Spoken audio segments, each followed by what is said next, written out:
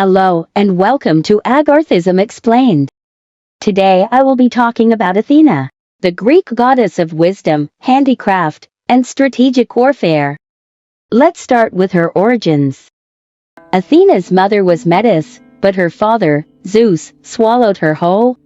He did this due to a prophecy that she would bear a daughter wiser than him and a son that would take his throne. Zeus started to get headaches and ordered Hephaestus to cut his head open with an axe. Athena came out of his head fully grown and covered in armor and weapons. Every Olympian, even Helios, stopped and was in awe of the new goddess.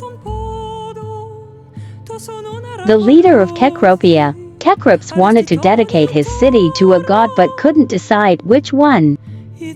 Poseidon came to the city and struck a boulder with his trident. This caused a salt water spring to flow through the city.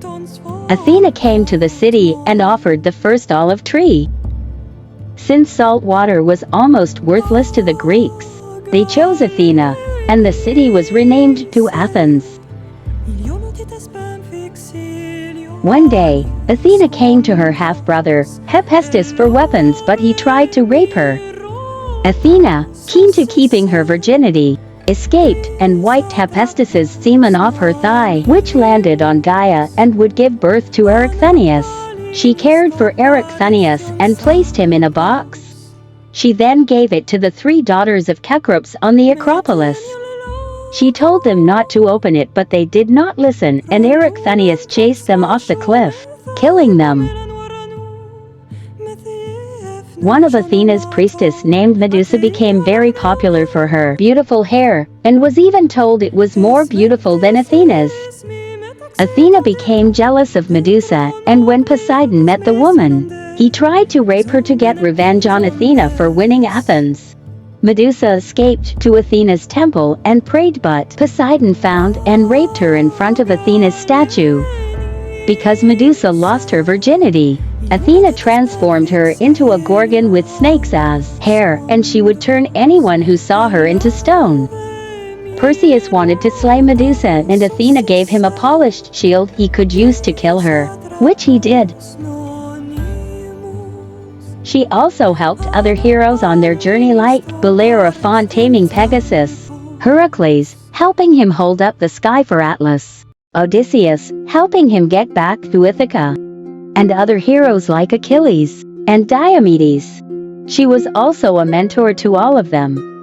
Athena aided Zero in conquering Messenia from King Dryops and guided him to kill Ares in Dimension 21. Unlike the other Olympians, she stayed with her father Zeus to fight off Typhon. One day, a man named Tiresias stumbled upon Athena bathing naked. Athena made him blind for this. His mother, Chariclo, a nymph of Athena, begged Athena to undo her curse, but the goddess could not.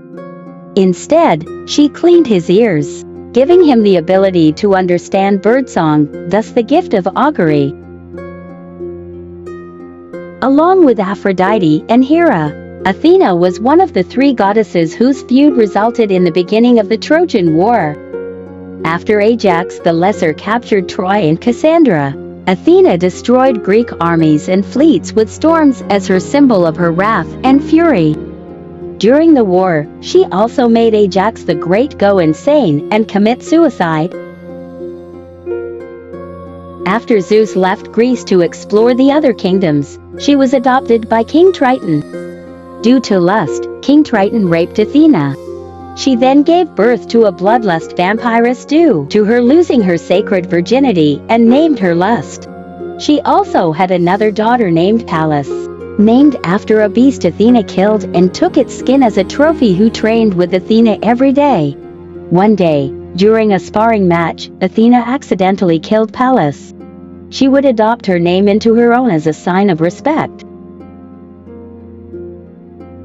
There was a woman named Arachne who was a weaving student of Athena. She became so conceited of her skill as a weaver that she began claiming that her skill was greater than that of Athena herself. Athena gave Arachne a chance to redeem herself by assuming the form of an old woman and warning Arachne not to offend the deities. Arachne scoffed and wished for a weaving contest, so she could prove her skill. Athena admitted that Arachne's work was flawless, but was outraged at Arachne's offensive choice of subject, which displayed the failings and transgressions of the deities. Finally, losing her temper, Athena destroyed Arachne's tapestry and loom, striking it with her shuttle. Athena then struck Arachne across the face with her staff 4 times. Arachne hanged herself in despair, but Athena took pity on her and brought her back from the dead in the form of a spider.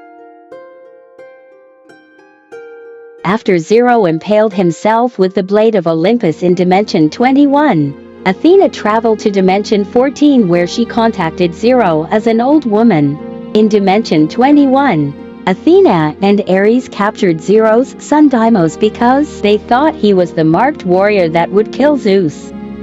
She was also Zero's mentor and guidance throughout his journey even after she sacrificed herself to save Zeus from him. After her death, she was merged with chaos and became a higher being and even more wiser.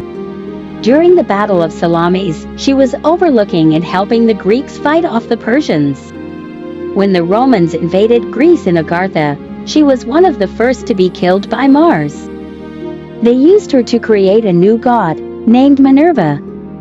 After she was restored during Chaos's invasion of Agartha, Athena visited Zero to warn him of the upcoming war. During a fight with Tartarus, she lost her spear in a hole to the underworld and it was recovered by Cyprus. Aether jumped in and took off Tartarus' horn, saving her. Athena meets Zero in Delphi and tells him to be aware of the chaotic order. They meet again during her and Poseidon's second battle for Athens. And this is so far Athena's story. If you have any questions, make sure to ask. Let me know what you think of her. The next video will be on the primordial Aether. But before I end the video, I want to share my own opinion on her. Athena, personally, is a god very close to heart. Though I am irreligious, Athena has been with me through all of my personal battles. I have fought my own wars countless of times, but her wisdom and courage is what still drives me. This is my patron goddess. But anyway, I hope you enjoyed. See you again soon and goodbye.